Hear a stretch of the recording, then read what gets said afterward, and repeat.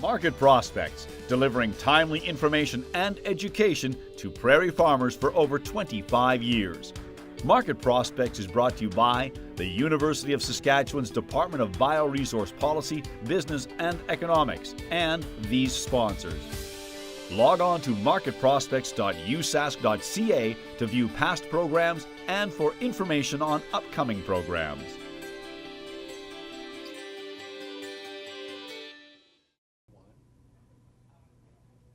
In our Market Prospects interview this week, we take a close look at the world oilseed situation and outlook. Joining us from Chicago is Daniel Basse, the president of Ag Resource Company. Mr. Basse, it's a pleasure to have you on Farmgate. Well, thank you for having me. It's good to be with you. What's the current situation for global oilseed stocks, demand and prices, and what can we expect for the rest of the current crop year? Well, it's a very interesting time right now in the agricultural markets, particularly in oilseeds. We have the United States, which has extremely tight supplies. We've exported a lot of beans to China over the last 6 months. That has caused U.S. supplies to drop, but beyond the United States, it's really one of oversupply and abundance. As we look towards South America, they're harvesting record large crops. You folks in Canada have had a record large canola crop. And as we poll farmers around the world, it looks like they're going to be planting more oil seeds in the season to come. So we here in the U.S. look like we'll plant somewhere in the vicinity of 81 or 82 million acres of soybeans. And so oil seeds are the crop. And with that being said, we're kind of fearful that stocks will rise and prices will drop as we move into the growing season without any adverse weather. How's the current soybean crop in South America doing, and what do you see for its movement into the market? Well, as we look to our friends in Brazil, Argentina, and Paraguay, we really find one of harvest is moving along very quickly. The soybean harvest in Brazil is now nearing 70% complete. As we think about their yields, we've seen very good yields across Brazil, though some problems in the east with dryness during February. But overall, Brazil looks like they'll harvest a soybean crop of 85 to 87 million metric tons. That's record large.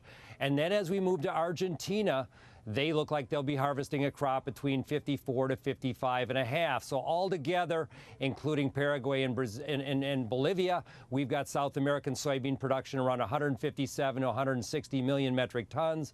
That's enough supply to take the world through at least to the United States position, and as we go to the Northern Hemisphere and also to Canada. So generally speaking, it was a very good year in Latin America, and we're even finding the Brazilian farmers planting double crop, or let's say winter soybeans, which is highly unusual.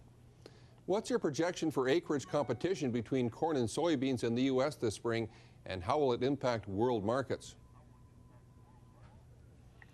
Well, if I could leave anything with my Canadian colleagues up there, it's that the biofuel boom is off here in the United States.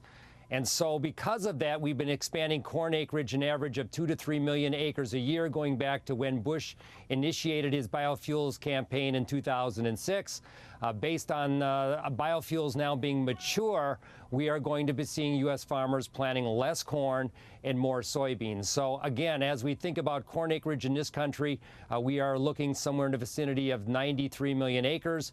If we have a favorable spring weather planting campaign, we could add 1 million or 2 to that total. But it's really oil seeds. We have farmers in the United States this year that will not plant an acre of corn. They'll be totally back to beans. We're looking at normal crop rotations. So as we all think about the future forthcoming, we've really lost the demand driver and ingredient, which is ethanol. And as we go forward again, biodiesel demand looks to be rather flat in this country, and we expect that oilseed acreage will really be something that keeps pressure on the market and keeps supply over the market for a long period of time. You've touched on this a bit, but given what we've discussed so far, what's your prediction for world demand, supply, and prices for oilseeds in the new crop year? Well, I wish I could sit here today and tell everybody that the world oilseed market looks bullish. As we see it today, we're looking for stocks and soybeans to reach record highs, somewhere probably around 74, 75 million metric tons. The canola crop will probably be record large in a year ahead, 71 to 73 million metric tons. And again, I'm including canola and rape. And so when we think about overall, the only thing I can see that's bullish in oilseeds at all would be palm oil production because of reduced Malaysian supplies due to an insipid drought that's been going on for the past couple of months. With that being said, we believe that oilseed prices could drop by 10 to 15% from the high we form here in late March, early April, to some kind of summer low, let's say late July and early August. We are targeting here in Chicago and the Board of Trade where soybeans relative to the November contract fall below $10 a bushel. Now that's down $2 from where we are today. So producers need to be thinking ahead, need to be marketing to canola on rallies and also pricing at least some portion of the new crop forthcoming, because unless we have adverse weather, the market tones and outlook is rather bearish as we look forward to 2015. So what are your expectations for Canadian canola production and trade in the upcoming crop year? And what key factors should Western Canadian farmers watch for when making their plans?